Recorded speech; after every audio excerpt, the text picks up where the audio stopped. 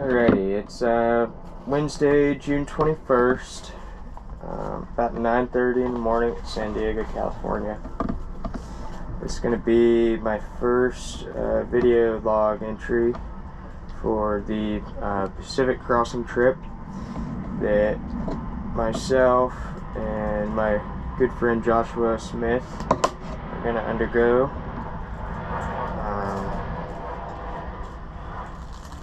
So I'm gonna, it's a little bit unnatural for me to be talking into this camera, but I'm gonna try to do this just about every day to record the trip and, you know, the good parts, bad parts. I'm gonna write it too, but I figured since I have this ability, I may as well take advantage of the opportunity to do so. Just keep a record of this. So, gonna kind of story tell to nobody, I suppose. So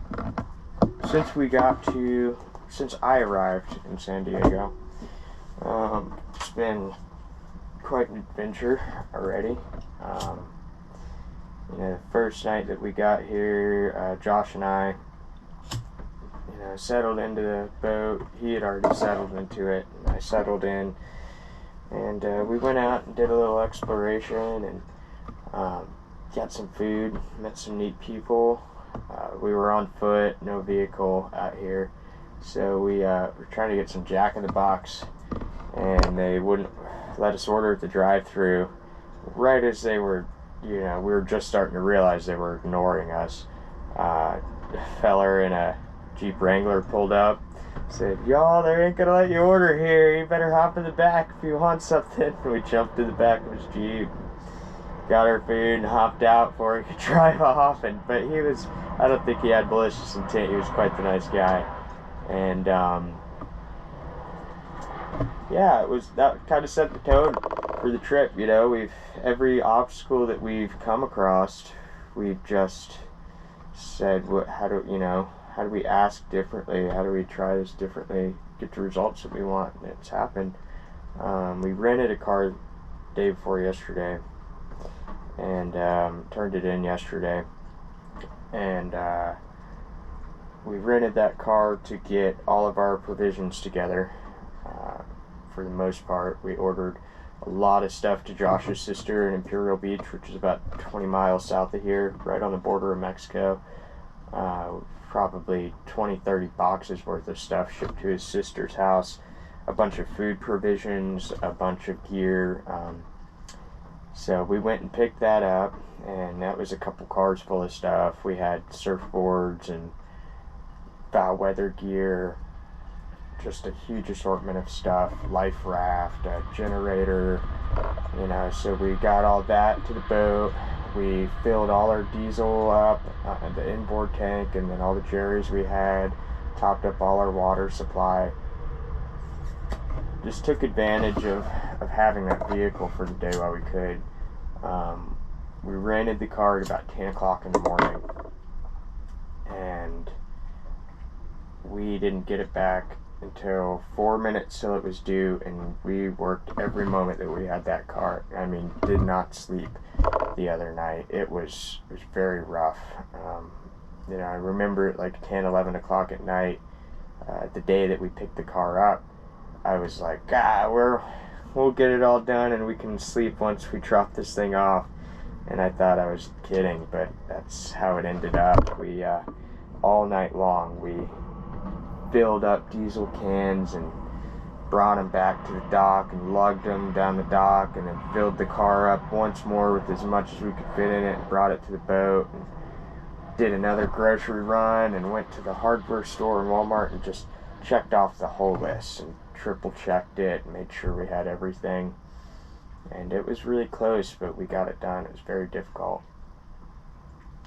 I can't remember the last time I just pulled an all-nighter, and I felt horrible the day after. But yesterday we got to wrap it up, and then finally got some good rest, and I got a good night's sleep last night. So today, it's just been consolidating all that gear and organizing, cleaning the boat. It's coming along. It's still a mess, but feeling very good about that. Where I think Josh and I are both very excited about leaving soon. I know I sure am. San Diego's been beautiful, but it's very busy here and grows on you quick.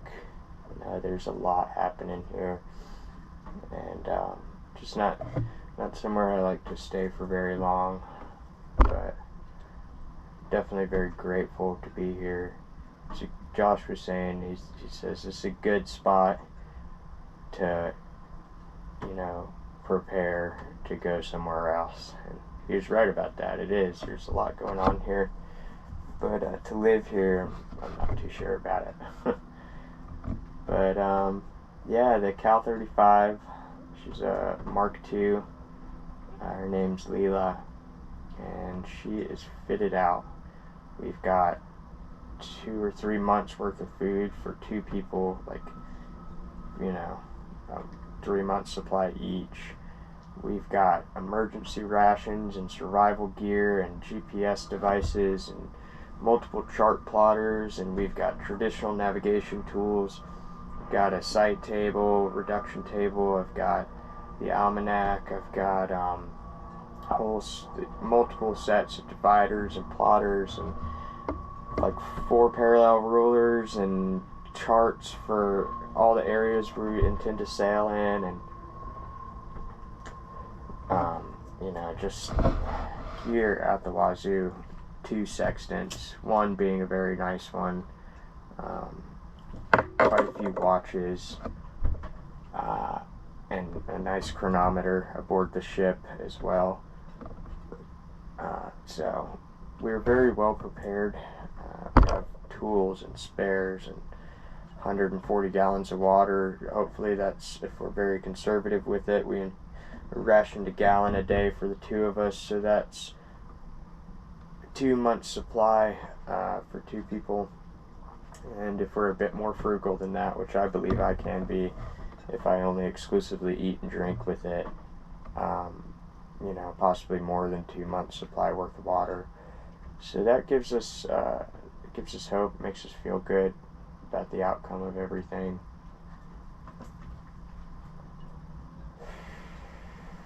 So yeah, I think that's about it. That's all I have to report.